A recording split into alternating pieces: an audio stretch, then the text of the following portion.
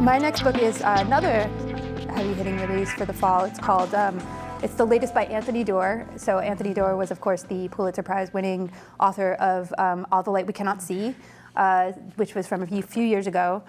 This one's called Cuckoo Land, and it's very different, but still very rich and expansive. So it's beautiful, epic that spans centuries.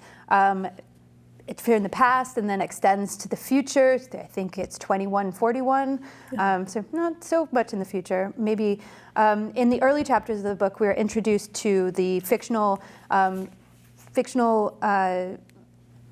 work by Antonius Diogenes, and he's a Greek tragedian. Cloud Cuckoo Land actually comes from Aristophanes' The Birds. So that's a real thing, but then the author, Antonius Diogenes, is a real person. But the text of what we're reading, this old Greek story, is fictional. Yeah. So he's actually made that up, and you get to read the text of it as you go. So it's very imaginative.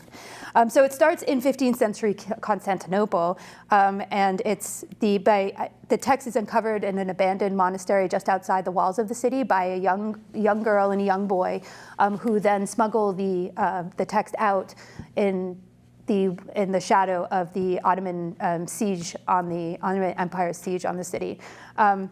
And then we jump forward to the 1950s, and we meet Zeno.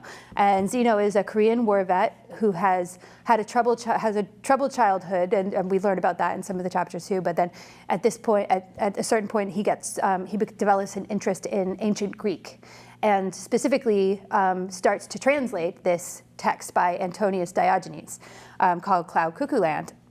Then we jump further into it's around 2020, the 21st century, and Zeno is leading, he's now an octogenarian, and he's leading a group of fifth graders to perform a play of Antonius Diogenes' comedy.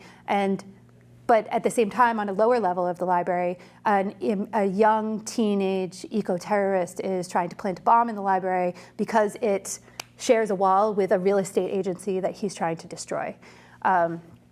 And so so those two characters cross over.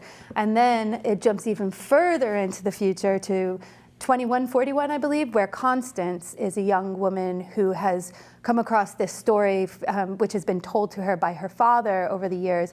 And she's alone in a spaceship, which is going to Beta Oaf 2, which is in the wake of Earth's environmental collapse.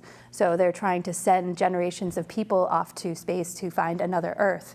So it reminded me a lot of David Mitchell's Cloud Atlas for the way that the passage of time is told through, and you get echoes of the passage of time told through the characters, and they don't necessarily know that they're connected by this literary tradition, and it really celebrates literature and storytelling and how that connects us over time, and I think that's really important.